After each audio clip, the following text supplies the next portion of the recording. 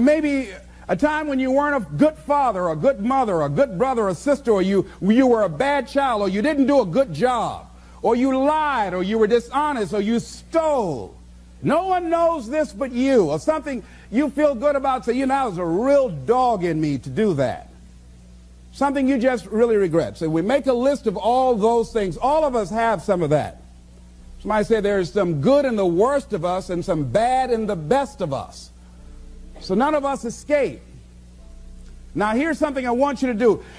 I want you to become involved in an active process to get some clutter out of your life. So if there's any area in your life that you need to clean up, start working on it. I'm going home tonight to clean my closets. Any of you got any cluttered closets? Oh, raise your hand, please. Good. Let's go home. Let that be our task this week. See, the first law of the universe is order. Go home and clean the closet out. Get the clutter out. Start letting some of this junk go to make some room for something else. Do that with people. There's some people who's cluttering up your life. They serve no purpose whatsoever. They're just holding and occupying a space that somebody useful, positive, nurturing, and contributing could be holding that space. You don't even have time to look to see what else is out there because you all have all of these people surrounding you that's not enabling you to grow. So look at what is it I need to get out of my life. Just start cleaning this stuff out. Getting the drawers together, your dresser drawer, just getting stuff together. Just get them together. Maybe your car. I got to clean my car too. Got a lot of stuff in there. I live in my car. Can't put anything in my trunk. I got all kind of little things back there.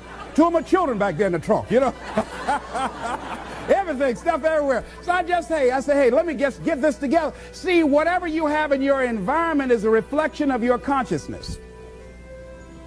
So you got all that chaos there. That represents some disorganized, cluttered section of your mind. So let's get all that out of there, all right? Work to get that out, clean that up. Anybody that you feel very strongly about, have some negative feelings about, let's look at some good reasons to forgive them. Number one, you must try and see what has happened or see things from that other person's point of view. Let's look at it from their point of view. That's one area. That's number one. Then number two, holding a grudge hurts you. It doesn't hurt them. So just for good health and peace of mind, let it go. Any feeling of resentment or anger or hatred is called to me the load of bitterness within. Every thought that we entertain produces a chemical in our brain that impacts the body's immune system. And besides, this person you're hating, they probably are not even aware of it. If someplace having a good time, don't even know you're really hating them. You've turned up the steam, gone from dislike to hate, intense hate.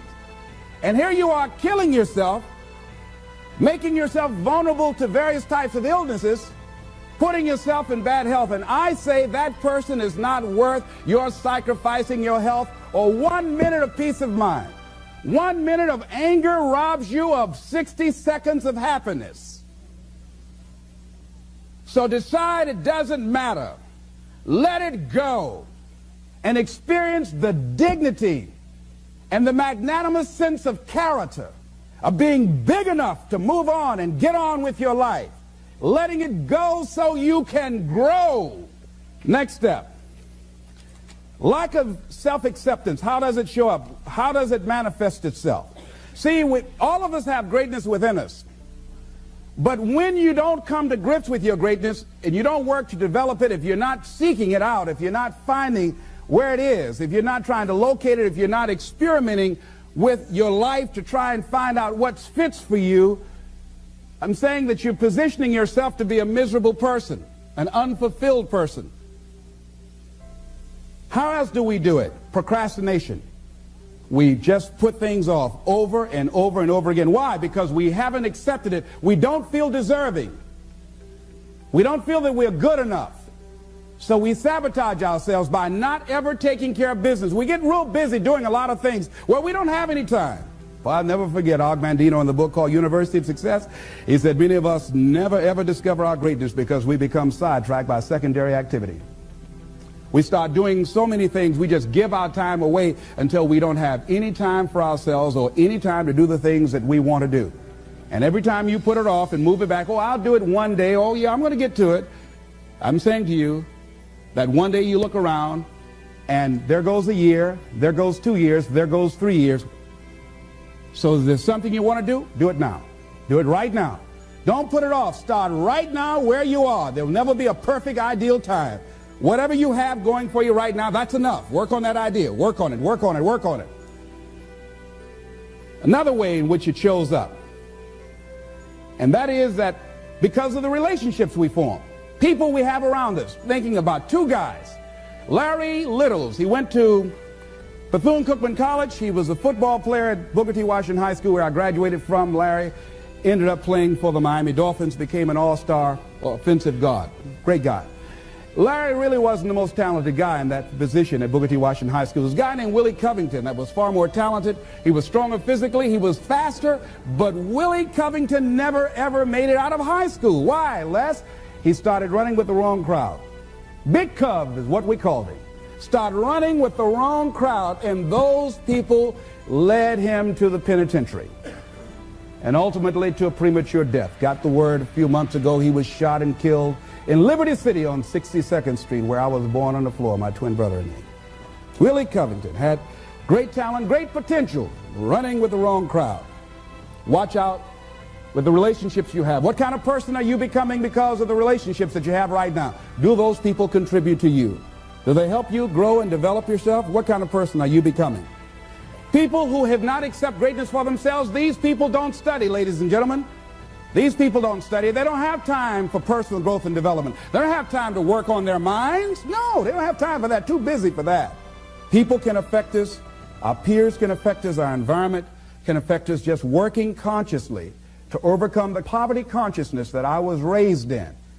The feeling constantly of saying, Les Brown, you deserve this. There's no need for you to be afraid. It's not too good to be true. It's true because you've earned it. The old-fashioned way, you have worked for it. But every once in a while, it comes up when I least expect it. My heart starts beating fast. And I start questioning myself and doubting myself. And I have to catch myself. You've got to be consciously conscious. So let's look at how we can begin to evaluate our self-esteem, our self-approval. Number one, to determine the height of your self-approval, it's important that you evaluate yourself, because you know you quite well, but it's almost impossible to do it totally by yourself. You must get some caring feedback.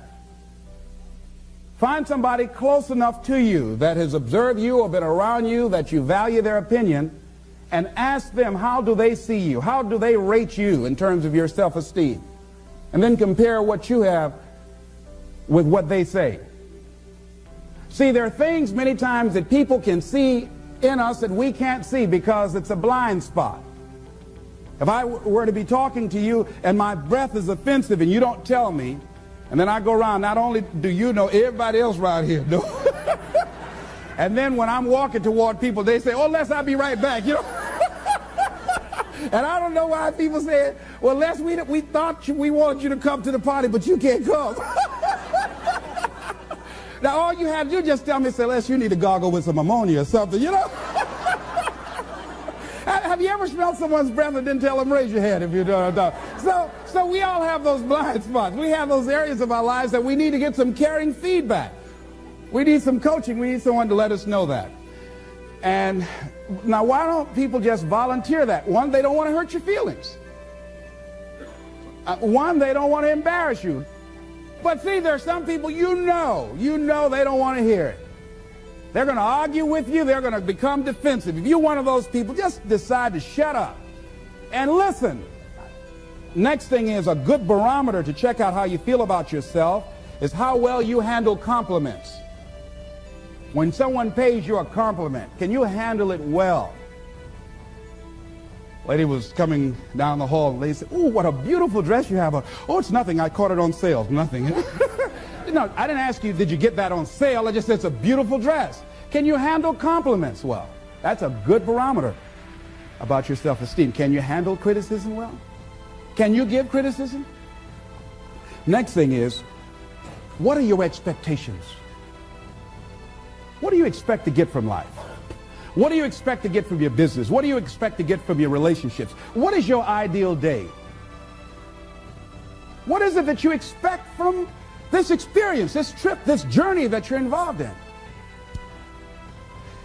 People that have a strong sense of self-approval, they have high expectations for themselves and from life and from others. See, a lot of people don't expect much from life. So they don't shoot for much. They're not preparing for much. A lot of people are just showing up in life. A lot of people just get up in the morning and they go through the day, they go to the job just to pull a check down, watching the clock coming in. So you want to be a different kind of person as you forward your life. You want to get something out of this. If you're going to do it, it's worth your time, your energy. You've got some expectations from this. I do not let people waste my time. Someone want to meet with me, excuse me, what is this dealing with? I want to get to the bottom line. Because if it does not measure up to my expectations, I'm not going to invest my time. I don't have the luxury to waste time. I'm expecting some great things from life. And so I have to spend some time working on myself and developing myself. So examine your expectations versus your wishes. Some people wish they could do better, but some people expect to do better. Where are you on that?